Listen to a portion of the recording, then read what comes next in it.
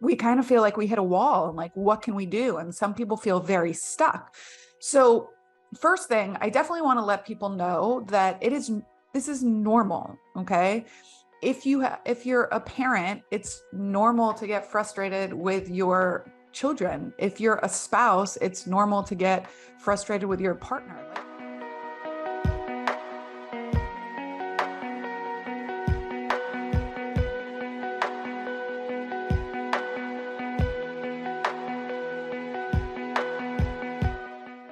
Hey there, everyone. Thanks for joining me for another episode here at the Female Empowered Podcast. I am your host, Krista Gurka. And today we're going to talk about a very interesting topic because I think it's something every business owner goes through at some point in their entrepreneurship career or life or whatever you want to call it. But today we're going to talk about what to do when you don't really love your business anymore. And so if you've ever had this experience, or if you're currently going through this experience now, I'd invite you to listen to this episode because I am going to talk about a few things that really helped me when I was going through this. And I talk about this a lot with my other friends who are business owners, and specifically female, but even males go through this as well. So primarily today, what we're going to talk about is what to do when you just don't love it anymore. Your heart's not in it anymore. And if you're not there yet and you're thinking, I don't know how business owners could ever fall out of love with their business, maybe listen to it, because maybe at some point you will be there. And if this has never happened to you, then I'd be curious to talk to you because I'm wondering what you're doing differently than the rest of us.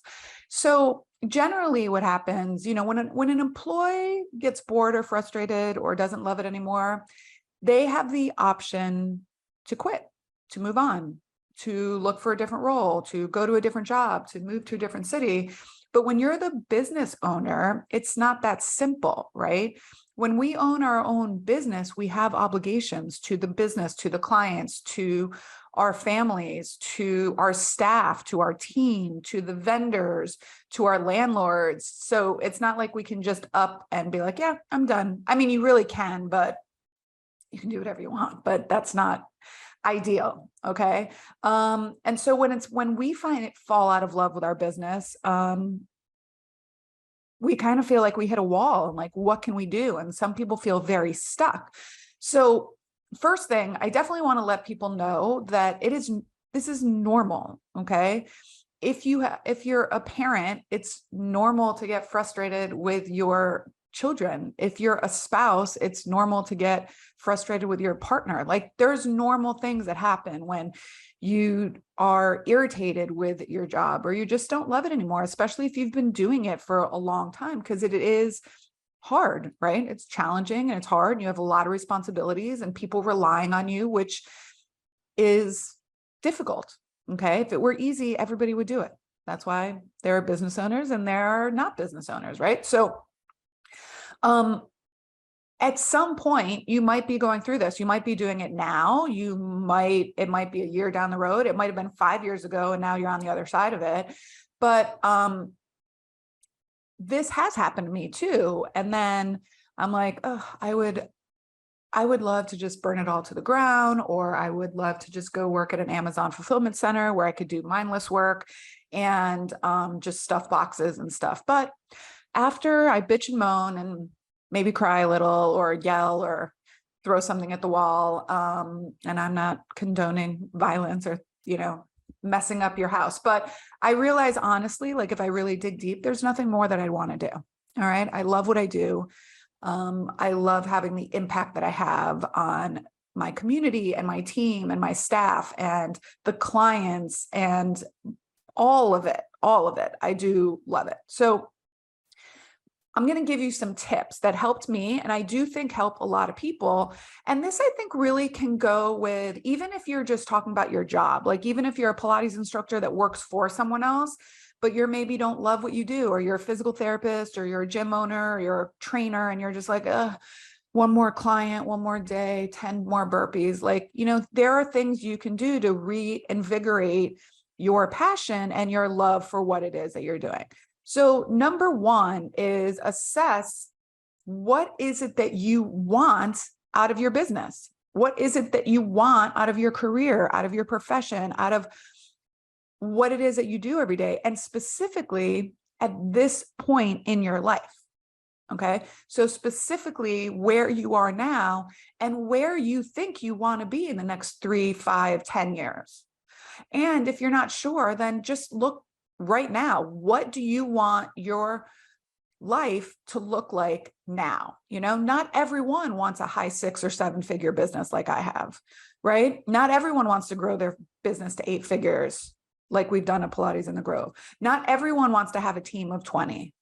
Right? That's fine. So what is it that you want? Okay. What is it that you want that's going to fulfill you, but primarily in your life? Because it's not worth it, I believe anyways, that you have this fabulous career and your personal life sucks.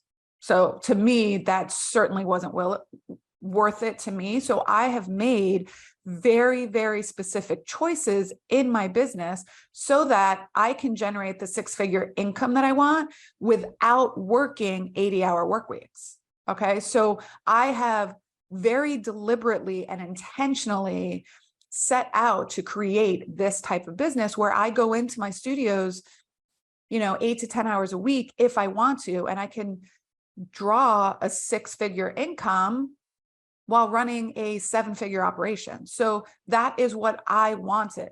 The freedom in my life to be able to work from home days or travel to work or go see my kids play sports and generate the kind of income that I wanted to earn. Now, that didn't happen overnight. That happened probably in the last, I would say, 3 to 5 years was really when it came to fruition, but there have been plans in the making for a significant period of time. Okay.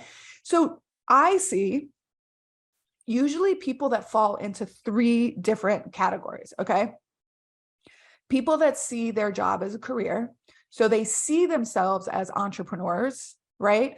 People that see their jobs as jobs, right? So they see themselves as professionals rather than entrepreneurs. And then people who really see it as like a calling. So those people are like, they see themselves as entrepreneurs, but what they're doing in their business, which is, I believe, what we're all doing in our business, is helping people achieve what they want in their life physically, mentally, and emotionally, right? So my modality happens to be Pilates and physical therapy. If you're listening to this, maybe your modality is CrossFit and strength training. Maybe it's yoga and movement. Maybe it's meditation. Maybe it's mental health. Maybe it's through healthy eating. But my goal is to create an experience for people that they enjoy successful movement and recognize that they can still do what they want to do with the bodies they have. All right. So I want to give my clients the knowledge, the power, the choice to be able to be as physically fit as they want. All right. So usually the people that see it as a calling, right? And that's why we talk about why it's so important to have a deep why in your business. Because when you get to the point that you're like, oh, I don't want to do this anymore, you draw it in. But, you think about that ideal client. Like, what if I stop doing this? Then I can't help those people that really need what we're offering. And it's not like a conceited ego thing, like, oh, people need me. No, I'm providing a service. We as movement professionals are providing a service that is warranted. We are giving people the opportunity to walk down the aisle with their children at their weddings. We are giving grandparents the opportunity to hold the chair up at their grandchild's bar mitzvah or bat mitzvah. Okay. We are giving people the opportunity to climb Machu Picchu in their 60s if they want to, if that's what they want to do. We give people the opportunity to have a choice between having back surgery and having pain-free days. All right. We are giving people that. That is what we are trained in, and that is what we're doing. We're impacting the lives of those people that come into our businesses each and every day. All right. That will really, when you think about that, I mean, me just saying it right now, like, lights me up. And that's what I go to when I'm down and like, oh, this is really irritating. Okay. I also go to the fact that I'm giving, what's the word I'm looking for? Offering a place where my team can come work and earn a very generous income.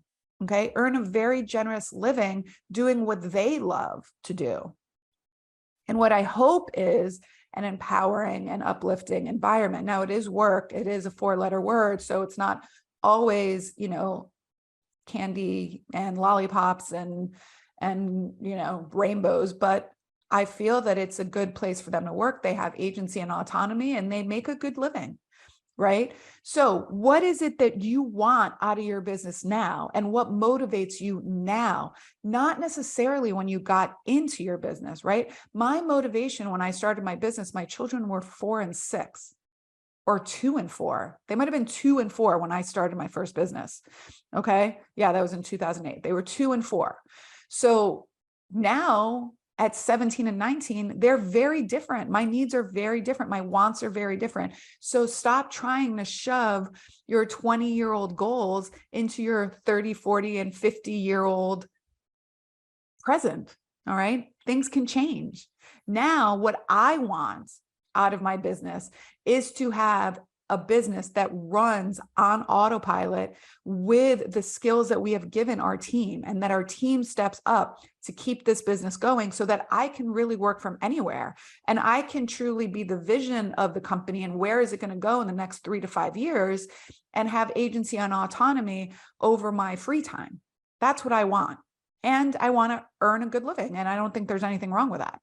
All right. So have a sense of what it is that you want in your life, and then go get it, and then make action steps, make decisions of where you want to be and how you're going to get there in the next 2 to 3 years. So if you don't like something about your business, change it. You have that. That's the beauty of being a business owner. You can change it. And if your response is, well, I can't do that. Well, yes, you can. Yes, you can. I used to think, oh, nobody will do that either. People say all the time, nobody will pay cash for physical therapy. Yes, they will. We've proven that. The concierge industry has proven that. Okay. Now, the other thing is, what parts of your business are you still doing that you should not be doing? Oftentimes, these are the parts that are making us hate our job. The parts that we wouldn't normally do if we were working for somebody else. If we were working for somebody else, we probably would not be doing the books of the company. We're not accountants or bookkeepers. If we were working for someone else, we probably wouldn't be designing the website if we didn't have that skill set. Okay. If we were working for someone else, we probably would not be the IT person in the business. So why do we continue to do it when it's our own business, even though we don't have the skill set to do it? And people always say, well, I don't have the money to pay someone. Well, I think you don't. That's like the backwards mindset. You don't have the money because you aren't paying someone to do something else. If you could pay someone, a couple $100s to help with your website or do your bookkeeping every month, and you could buy back 2, 3, 4 hours a month, and you charge $200 an hour, you're making more than you're paying out. So that mindset I don't buy. All right. We also have to start looking at like, what parts of our job can we outsource, delegate? What is craftable, for example? And this is a great thing for your team too. So if you love engaging with people, then do more of that. Do more teaching, do more sales, do more marketing, go sit at your front desk, do events. If you don't, then put someone who really loves that in that role. If you don't love engaging with people, then maybe you shouldn't be the one that's sitting at the front desk, right? Or if you don't love doing your books, I don't believe that you should just ignore them, but then don't be the one doing your books. You could hire a great bookkeeper, Sandy York, Fit Money Coach. Go call her. She's amazing. You could hire somebody to do your books for a couple $100s a month. Okay, get that off your plate. If you hate doing the laundry in your studio, then, or a clinic, have somebody else do it. Send it out. Rotate. All right. If you hate being the one to manage people, then have somebody else do that. I'm reading a book right now that's a great book, and it's something that I'm actually thinking of implementing right now. It's called the Ownership Program, and it gives your team the ability to step up and own certain things. So like maybe somebody really, really loves social media, and it's all on a volunteer basis. So you can basically, if someone loves it, maybe they can own it, right? If someone loves analytics and analysis and sales and marketing and referral, maybe somebody can own those parts of the business. So you don't have to do it. It also makes them, so it's like a win-win, right? It gives them ownership. People that have ownership tend to be more responsible because they have ownership over something and they can do it their way. And then it takes it off of your plate. Win, win, win, right? Great. Anyways, so if you like it, if you're good at it and it lights you up, do more of that. All right. If you don't, let's start sketching out what is it going to look like when you outsource it and you give it up. Some people don't want to give it up because they're like, nobody will do it like I do. That's bullshit. That's just ego. First of all, someone could do it better than you, right? And second of all, if you can train them to do it, okay, you can train them to do it, right? So I had to get over that a long time ago. And I have to recognize that if I want the freedom in my business that I desire, and if you all as business owners want the freedom you desire so that you don't have to be tied to the business, you are going to have to make these changes. You are going to have to set it with intention. And it is possible. I am proof of it. And so are the women in our mentorship programs. They have done it. It's not without having hard decisions sometimes and taking action steps and taking time, but it is possible. All right. So craft the portions of your business that you love doing and that you're good at. They should be the same. All right. And then outsource, delegate, maybe have somebody else step up into those other roles. All right. Now, another way that you can fall back in love with your job is by learning. Learning a new skill is known to bring about more inspiration and motivation, if that's a skill that you want to learn. All right. So for example, for me, I love to read. So every time I read something, I'm reading a book right now. It's right here, actually. I'm reading a book right now. If you're watching me on YouTube, you'll see me pull it out. So it's called Unreasonable Hospitality. Shout out to Felicia Alexander and Carrie Sadowitz, who recommended this book to me, who they're in my mastermind. I'm in a mastermind with them. And this is one of the things we do. We talk about what motivates us, what inspires us, and we share that with each other. So I just started reading this book. You'll see, like, I'm not that far into it if you're watching me on YouTube, and look at like all the dog ears. Look at all the notes I've taken in this book already, right? So this like inspires me, right? This inspires me to like, ooh, I can do this. This is where I got that idea for the ownership projects. Okay. So it's called Unreasonable Hospitality by Will Guidara, maybe is his name, Guidara. So it's really good so far. And I'm only like, let's see, how many pages am I in, sis? A little over 100 pages into it, but I love reading. I love going to conferences. It motivates me. Even when I was a physical therapist, well, I still am a physical therapist, but even when I was really just working up my game as a physical therapist, I would go to conferences and get motivated. When I was done, I was just burnt out from doing 3 sets of 10 of everything. All right. So learn something, attend a conference, attend a workshop, put it on your calendar at the end of the year. And usually in October, November, we have the Female CEO Summit. And we bring together a bunch of female CEOs and their teams in boutique fitness, wellness, and healthcare. All right. If you're in the inner circle, we're going on an all expense paid retreat to Austin, Texas in May, where it's just going to be the owners and we're just going to be doing some collaborating and getting together. These kind of things light you up and will inspire you. Listen to podcasts that inspire you. Share the Female Empowered. I'm going to give myself a little plug with a lot of people. Listen to things that will lift you up, motivate you, inspire you. Find a mentor. All right. These are other things that keep you going when you feel like you just don't love it anymore. Your heart's just not into it. All right. And then lastly, talk about it. Talk about it. Okay. I say this, my kids laugh at this. I say feelings are like farts, better out than in. Okay. Feelings are like farts, better out than in. I hope you had a little chuckle out than that. So join a mastermind, join a mentorship program. All right. Be in the room or on Facebook or over the internet or on calls with people that are doing what you're doing. Talking about it helps. It's lonely at the top because there's no one, it's not right of us to talk about our team with our team or talk about our struggles necessarily, but it's great to do it with other business owners that are doing, living, breathing what we're all going through. And sometimes it's not to get advice back, just like articulating it and putting language around it and voicing it into the universe oftentimes helps. So don't keep those farts and feelings in. Let them out. All right. We talk a lot about things that are challenging for us in our business, both in our Inner Circle Mastermind, which is our high touch, high level mastermind, and our FitBiz Foundations, right? Which is our foundational business building program.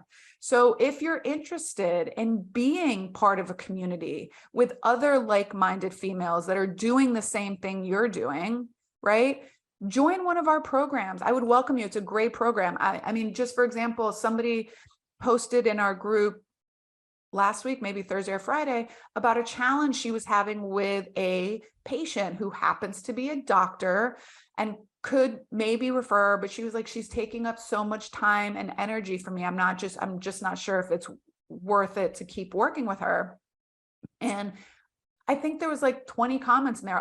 Everyone gave their feedback, and then she can do what she wants. And sometimes just again, articulating it just makes you feel better, right? In our Inner Circle, we have a group of 10. We're going to be going into 11 women now that it's great. We hold each other accountable. We talk about the hard shit. We work through difficult problems. And then ultimately that business owner, that female has they have the kind of ownership now that they can make a solid decision for themselves. So if this is something you're interested in, it's been amazing for me. I'm currently in 2 programs right now. I have my Boutique Fitness Mastermind, my ladies and gentlemen that I love over at Boutique Fitness. And then I'm also in Claire Appel's Get Paid Marketing Mastermind. And I love both of them. I learn a lot from both of them. Being in the room with other people will always inspire me and will always keep me going. And I would love, if you're interested in joining the Inner Circle, go ahead and get on the wait list. We're currently in a wait list capacity to the next time that opens. Or if you're an emerging business owner and are ready to set these steps up initially, go check out my website, kristagurka.com. Okay. You can go to the Work With Me page and everything we're doing is up there. So check it out. Keep listening to this podcast. I share great information with all of you. And I